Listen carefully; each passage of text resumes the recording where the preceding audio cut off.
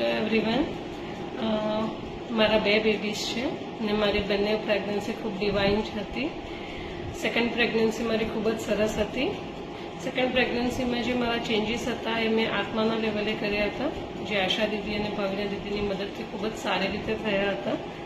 મને બંને પ્રેગ્નન્સીમાં ડાયાબિટીસ હતું, પણ સેકન્ડ પ્રેગ્નન્સીમાં જ્યારે મને ડાયાબિટીસ આવ્યો ત્યારે એ ખૂબ જ મિનિમમ હતું ને મારે ઇન્સ્યુલિન પણ લેવા નહોતા પડ્યા ને ખૂબ સારી રીતે બધું ટેકલ થયું હતું.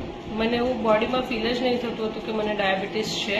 ઇવન મારા બંને બેબી પણ ખૂબ જ હેલ્ધી છે. ડાયાબિટીસના લીધે ઘણા બધા ચેન્જીસ આવે, બેબીમાં બી અબનોર્માલિટીઝ આવે, પણ એવું કંઈ જ નથી. ભગવાનની કૃપાથી ને આત્માના સાથેના જે સંબંધો ને જે સારી રીતે જે ગર્ભ સંવાદ ને બધું થયું એના લીધે ખૂબ જ સારી રીતે મારી પ્રેગ્નન્સી પાર પડી હતી.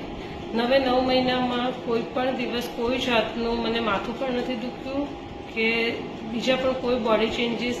એકચ્યુઅલી બોડી ચેન્જીસ થયા પણ હશે, પણ આ વખતે આત્માના લેવલે હતી. મારા વિચારો ઘણા ઉચ્ચ હતા, નોલેજેબલ ઘણી હતી, એના લીધે મને ચેન્જીસ ફીલ જ નહીં થયા ને તે કદાચ મારું સૌથી મોટી ટ્રાન્ઝેક્શન હતું ફર્સ્ટ પ્રેગ્નન્સી ટુ સેકન્ડ પ્રેગ્નન્સીનું.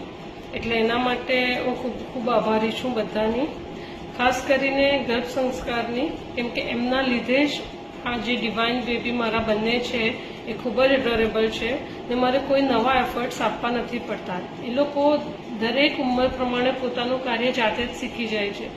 મારે આ કરવું પડે, એ લોકોને આ શીખવવું પડે એવું નથી. એ આત્મા પોતે જ ખૂબ જ સારા સંસ્કારો લઈને આવ્યા છે ને એ બધું ગર્ભ સંસ્કારના લીધે જ પોસિબલ થયું છે. એના માટે હું આશા દીદી અને ભાવિના દીદીનો જેટલો બી આભાર માનું તેટલો ઓછો છે ને થેન્ક યુ.